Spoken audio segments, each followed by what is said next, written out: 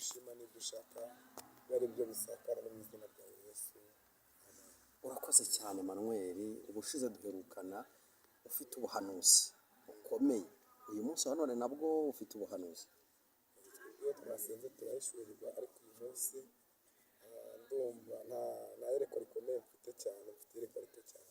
Iyerekwa rito cyane, ntacyo uraritambutse, tuguhaye ikaze rero. Murakoze, Imana ibahe umugisha. Reka twihuse dusome ijambo ry'Imana. Turi buze gusanga mu ngoma za kabiri, ibice 9 umurongo wa mbere. Turagusomera igitabo cya Samweli, mumubare gatoya ubwo nari ndangaye. Igitabo cya Samweli wa kabiri, ibice 9, turasoma umurongo wa mbere n'uwa kabiri. Nta kibazo mwadusomera, Yesu akabaha umugisha. yego.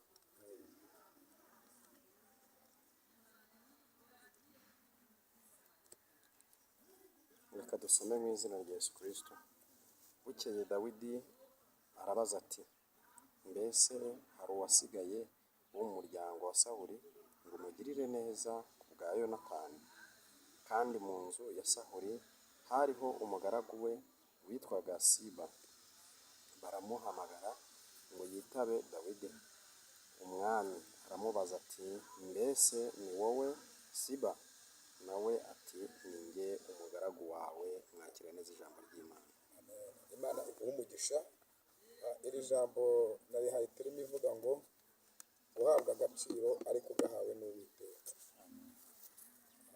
Hari abantu tubaye mu buzima nta gaciro turifite, ariko uyu munsi Imana yambwiye ngo nze mbabwire ngo hari agaciro Imana ibazaniye. Nubwo mugaragara nk'abatariho, nubwo mugaragara nk'abapfuye, ariko imbere y'Imana muri abantu bakomeye. Imana yambwiye ngo nimwakire agaciro mwambuwe n'abana b'abantu. Hanyuma aka gaciro gatandukanye n'agaciro k'abana b'abantu, kuko umwana w'umuntu yaguha agaciro akakaguhereza akanya gatoya, umuryango wawe waguha agaciro ikaguhereza agaciro k'akanya gatoya, ariko agaciro uhawe n'Imana. Agaciro uhawe n'Imana nta muntu n'uyu n'umwe wakagakuraho. Mbwira abantu barushye, baremerewe, bari mu bihe bikomeye, bari kurwana intambara, Imana irambwiye ngo igihe wazengurukiye kirahagije. Imana ije kuguha agaciro, kandi aka gaciro kagiye kukwemeza abatakwemera, kandi aka gaciro kagiye guhengamura ibimaze iminsi bihenga, kandi aka gaciro kagiye kukwinjiza aho utabasha kwiyinjiza. Hanyuma ntabwo turi butinde, uyu ni Dawidi. Dawidi muramuzi, Dawidi wo kwa Yesaya, Yesaya w'i Betelehemu. Dawidi yaguzwe yangwa, Dawidi yaguzwe adakundwa, kugeza ku rwego ese yabonye yuko uyu mwana azapfa akenyutse, amugirira impuhwe nk'umubyeyi, amujyana mu ishyamba ajya kuragiriza intama, kuko bene se bamwambwaga, ariko akura Imana imwishimira, Imana imunezerewe, kugeza ku rwego Imana yakuye Sawuli ku ngoma. Ntabwo ndi bubijyemo cyane, kuko Sawuli yari yanze kumvira Imana, yaragiye mu mujyi w'Inimire, ageze arirobanurira, Imana imuca ku ngoma. Imaze kumuca ku ngoma, nibwo yabwiye umuhanuzi bita Samweli, iramubwira ngo ngaho uzuza ihembe ryawe amavuta, kuko ngiye kukwereka uwo umutima wanjye wishimira, cyangwa se ufite umutima nk'uwushaka. Samweli yuzuza ihembe ry'amavuta, agenda i Betelehemu. Ibyo murabizi. Kwa Yesaya bazana abahungu ba Yesaya, babazana ari abahungu bagera kuri 6. Amavuta yamenye yanga kumeneka, aza kubaza ngo mbese nta umuntu usigaye mu bana bawe? Yesaya aramubwira ngo mfite akana ka bucura k'agahererezi kibera mu ishyamba. Ibyo murabizi. Agatumizaho amavuta, aramanuka. Ariko nubwo amavuta yamanutse, ntabwo Dawidi yabaye umwami, ahubwo Dawidi yasubiye mu ishyamba. Bishatse kuvuga ngo iki? Guhamagarwa kwawe ntabwo bivuze ngo Imana isi kuzamura. Urabanza Imana ikwigisha ibintu bitatu. Irabanza kwigisha umuntu, irabanza kwigisha gusenga, irabanza kwambika imbaraga. hanyuma asubira mu ishyamba ajya kuragira izi ntama kugera ku rwego yajyaga arwana n'idubu n'intare agakuramo umwana w'intama, ibyo murabizi. Hanyuma Imana iteza umwuka mubi kuri Sawuli, Sawuli akajya afatwa n'umwuka mubi, baza kuvumbura ko uyu mwana Dawidi azi gucuranga, yajya acurangira uyu mwami umwuka mubi ukamuvaho. Biravuze ngo nuko bamuzanye ubwami. Igihe kimwe Isi ajya gusura se, Isi aramubwira ati ubu tuvugana abakuru bamaze igihe, bamaze iminsi 3 batarya, jya gusura abakuru bawe dore bari ku rugamba. Biravuze ngo abagemuriye, ageze asanga Abisirayeli bari kwinjira mu buvumo, abaza ibyabaye, baramusobanurira, arababaza ati se mbese uyu Mufilisitiya utaratsebwe yaba azi Imana ya Isirayeli? Aramusubiza ngo nta Mana ya Isirayeli azi. Aravuga ati mbese uzamutsinda umwami azamuhemba iki? Bamubwira ko azamuhemba, azamugira umuntu ukomeye ubwami, azamuhereza umukobwa wiwe akamugira umugore. Ibyo murabizi.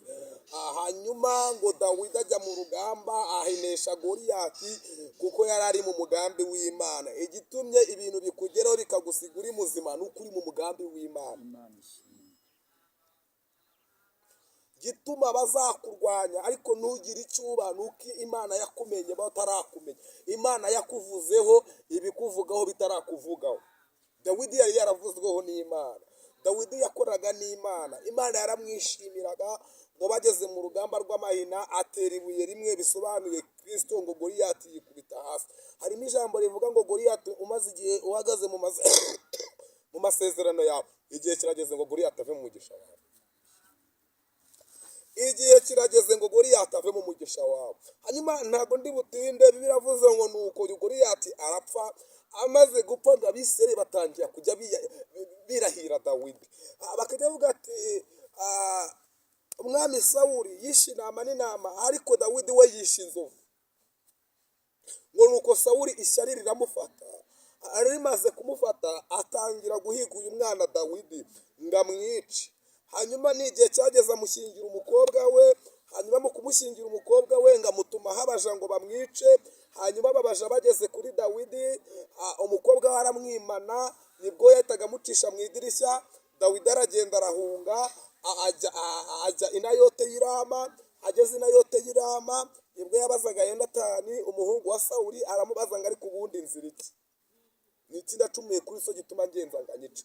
Hanyuma Imana ifata umutima wa Dawidi n'uwa Yonatani iwugira agati gakubiranyije. Bibiliya ivuze iki? Biravuze ngo ikimara kubikora ako kanya, Yonatani yajya areba Dawidi akamwibonamo. Hanyuma Dawidi yaba arimo yumva yacitse intege, Yonatani akamuhumuriza, akubwira ati wigira ikibazo, data uzamusimbura, ntabwo ari njyewe uzaba umwami, ahubwo Dawidi ni wowe uzaba umwami. Sawuli yaba agiye gutera Yonatani ahantu yihishe, hanyuma Yonatani akaburira Dawidi akamubwira ati data ejo afite umugambi wo kuza kuguhiga. Nibwo Imana ajyaga wumva hari ijambo rivugaho ngo Imana imuremera ubundi bwigomeke, Imana ikajya imuremera ubundi bwigomeke. Hanyuma reka nuba mu mugambi Imana ishakamo, bazaguhiga bazakurwanya, ariko ntabwo bazamenya inyenyeri yawe kubera ko Satani nta ruganda agira, ariko iby'Imana bica mu ruganda. Icyo uzaba cy'Imana yagihishe Satani. Niyo mpamvu bazagutera batayigishije inama, yaza kugutabara ikagutabara itabagishije inama. Kubera iki? Ni ivuguruzwa. Kubera iki? Ntabwo ijya ihamagara abakomeye gusa, ahubwo ikomeza abo yahamagaye. Hanyuma biravuze ngo igihe kiragera uyu Sawuli arapfa, ndetse na Yonatani arapfa. Hanyuma amaze gupfa ngo Dawidi yima ubwami aba umwami. Hanyuma ngo igihe kigeze Dawidi yicaye ku ntebe ngo asubiza ibihe bya kera, uburyo Imana yabanye nawe, yibuka ibihe bya Yonatani, ahita avuga ati ariko nta muntu wasigaye mu muryango wo kwa Sawuli ngo mugirire ineza y'Imana ku bwa Yonatani. Ngo nuko abaja baramubwira ngo hasigaye Siba. Siba yari umusirikare mu gisirikare cyo kwa Sawuli. Uyu yari yarasigaye nk'umuntu uzabara inkuru. Uyu nguyu Siba niwe wari uzi amateka yo kwa Sawuli. Baramubwira ngo hasigaye umwe bamwita Siba. Umwami atanga itegeko aravuga ati mumubwire mumutumize azi. Siba abaraje. Aje aza imbere y'umwami. Umwami aramubaza ngo mbese ni wowe Siba? Siba aramusubiza ngo ni njyewe mwami. Arambwira ati se mbese Siba nta muntu wasigaye ku bwa Sawuli ngo mugirire ineza y'Imana ku bwa Yonatani? Siba aramubwira ati mwami arahari, bamwita Mifosheti, ariko nubwo ahari Mifosheti yamugaye ibirenge. Mu yandi magambo umwami amubajije ko hari umuntu, ariko Siba nubwo yemeye atanze impamvu, kandi impamvu ntabwo umwami azimubajije. Bishatse kuvuga ngo iki? Abari kukurwanya n'abaguhiga, icyo Imana igiye gukora ntabwo igiye kubagisha inama, ahubwo ije kugikora nk'Imana. Aramubwira ngo yibereye Erodobayi mu rugo kwa Makiri kwa mwene Miyeri. Bishatse kuvuga ngo iki? Ni ahantu hasigajwe n'amateka, ni ahantu hatakibukwa.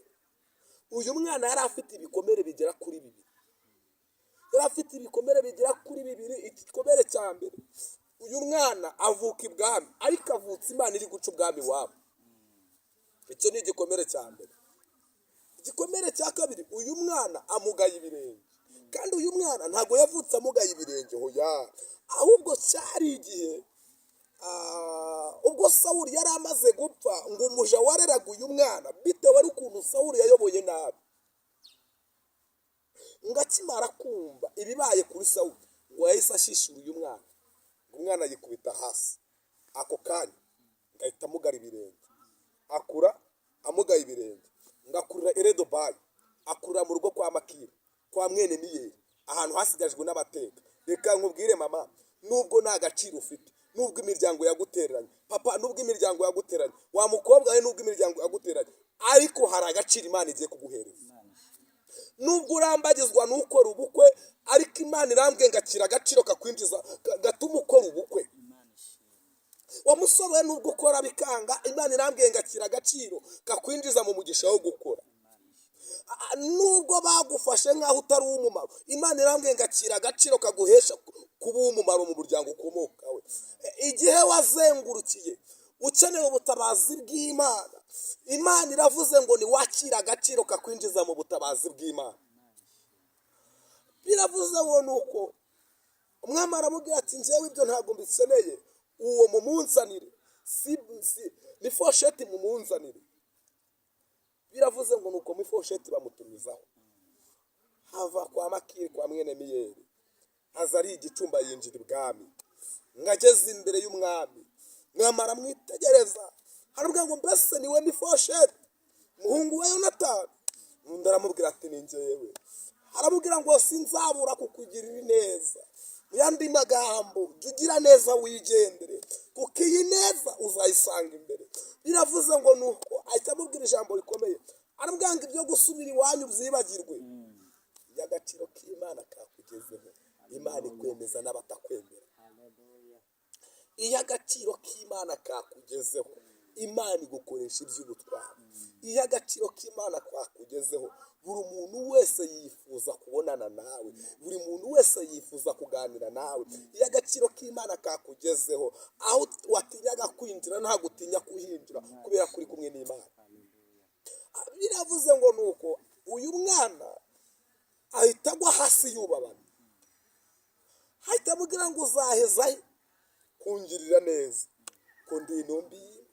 Bivuze ngo uyu mwana yifataga nk'umuntu utagaruka mu bumuntu, yifataga nk'umuntu ubuzima bwe bwarangiye, yari afite ibikomere, ariko igihe kiragera Imana imwomora ibikomere. Nawe igihe kirageze kugira ngo Imana ikomore ibikomere. Ibikomere umaranye iminsi Imana ije kubikomora. Dawidi Imana imwomoye ibikomere, ariko nubwo Imana imwomoye ibikomere, nawe ntago yibagiwe abarushye n'abaremerewe. Yomoye ibikomere bya Mifosheti kubw'ineza Yonatani yamugiriye. Aramubwira ngo uzajya urira ku meza y'umwami nk'umwana w'umwami. Ntabwo uzongera kujya gusangira n'ingurube, no. Ntabwo uzongera kujya kurya ibyasigajwe, hoya. Ntabwo uzongera kurara utoze, hoya. Ntabwo uzongera kwambara umwenda ngo umare mu kwezi, hoya. Ahubwo birahindutse, akira agaciro Imana iguhaye. Aramubwira ngo kandi n'imidugudu ya sokuru wawe y'inyarurembo nzayikuzungura. Hari ibyawe Satani yanyaze, ariko imana yambwiye ngo aka gaciro kagiye kubohoza ibyawe satani yanyaze, maze igihe wizengurukaho, ariko igihe kirageze ngo imana ibohore ibyawe satani yanyaze. Mbere y'igihe si igihe, na nyuma y'igihe si igihe, ahubwo igihe ni iki ngiki cyo kugira ngo imana ikunesheshereze imbere y'abanzi bawe. Imana iguteguriye ameza imbere y'abanzi bawe. Imana iguteguriye icyicaro imbere y'abatabishaka. Imana ifunguye umuryango ukwinjiza mu mugisha wawe. Niwakire kubaho, niwakire kubaho, kuko nabonaga nkabona uyu mwaka ugiye kubamo impanuka nyinshi cyane. Nkabona amarimbi yuzuye n'intumbi, nkabona abantu bagiye gupfa ari benshi cyane, nkabona satani yasabye ibitambo. Ariko imana iravuze ngo ku bantu bayibaye maso, nimwakire uburinzi, nimwakire kwinjira mu mugisha wayo. Twari tugeze mu gihe bamwe bagiye kujya babyuka bakajya mu kazi ntibatahe, ahubwo bagatahira mu marimbi. Twari tugiye kugera mu gihe bamwe bagiye kurya baryama basezanyeho n'imiryango yabo mu gicuku cya nijoro. Mu gitondo wabyuka wareba uwo muryamanye ugasanga nta mwuka urimo, ugasanga yagiye ntumenye igihe yagendeye, kubera ko satani yaraje gusarura ibyo atahinze. Ariko imana iravuze ngo umuntu ubaye maso ntiyakire agaciro kagiye kumutambutsa kuri zino pfu. Ndabona urwobo runini cyane, ariko imana irambwiye ngo umuntu ubaye maso, imana imuhaye agaciro ko kugira ngo abashe gusimbuka runo rwobo. Imana ibohoye ibyanyu satani yanyaze, amaze igihe abifite mu ntoki, amaze igihe yarabimize, ariko igihe kirageze kugira ngo ibyanyu satani yanyaze imana ibibohore. Uku kwezi kwa 12 mu gusengera cyane, kuko ni ukwezi kuri n'ibyago ndetse n'amakuba, ariko umukiranutsi imana igiye kumukiza muri byose. Niko Dawidi yavuze, aravuga ngo ibyago n'amakuba ni byinshi ku mukiranutsi, ariko Uwiteka amukiza muri byose. Igihe kirageze ngo mube maso. Wasengaga rimwe asenge kabiri, wasengaga kabiri asenge gatatu, wasengaga gatatu asenge kane, wasengaga kane asenge gatanu. Dukeneye igihe cy'umubyutse, kuko ndi kumva imana ivuga ngo igiye kongera rebo star ya mando ya sire toute revo, igiye kongera yongera igaruke yongera ikore. Oya, iramikora ariko igarukanye imbaraga zidasanzwe. Igiye kongera imbaraga mu bakozi bayo, igiye kongera imbaraga mu bapasiteri, igiye kongera imbaraga mu bavugabutumwa, igiye kongera imbaraga mu baririmba, kuko imana ije kwimikira amavuta mu yandi. Ndi kumva imana ivuga ngo igihe kirageze, imvura irahise, insengero zigiye gufunguka, bagiye gusenga, ndetse n'abatarasenze basenge. Tugiye kongera gukorera imana, izindi zigiye kongera zubakwe. Ibyo bavuga ngo bafunze, ngo imana igiye kongera yubaka izindi sengero, imana igiye gufungura imiryango, imana iri kwimukira amavuta mu yandi, ije guhagurutsa abana batoya, ije kongera ububyutse mu bashumba. Ndabona ukuboko kw'imana kukomeye kumanukiye mu gihugu cyacu. Imana iravuze ngo iramanutse, insengero zirafungutse ku mugaragaro. Mugiye kubirebesha amaso. Tugiye kongera duterane, twongere dusabane n'Imana, kuko Imana itanze imbaraga. Nuko Imana yavuganaga nanjye, Imana ibaniye namwe, Imana ibahaye agaciro kubw'abanyamasengesho bamaze igihe basenga, bahamagara ububyutse, bari kwinginga Imana ngo yongere yubake igicaniro, kuko igicaniro cyari kigeze igihe gisenyuka. Ariko Imana iravuze ngo kubw'amasengesho yabo yongeye kubaka igicaniro, yongeye gusuka umuriro mu gihugu cy'u Rwanda, yongeye gusuka ububyutse, yongeye gufungura amarembo yari amaze igihe afunze, yongeye kugarukana imbaraga zidasanzwe, yongeye kwibuka gusimba kw'abana b'Imana. Imana enedrayi mando ya sire toute reve mando ya sire. Imana iravuze ngo iyo umuririmbyi yaririmbye ngaziba ibyuho satani yateje mu ijuru, nicyo giteye Imana kuza gukora. Nuko Imana ari kuvugana nanjye, nuko byari bise biziraho, ariko Imana ibaha umugisha. Shalom shalom. imana iguhe umugisha.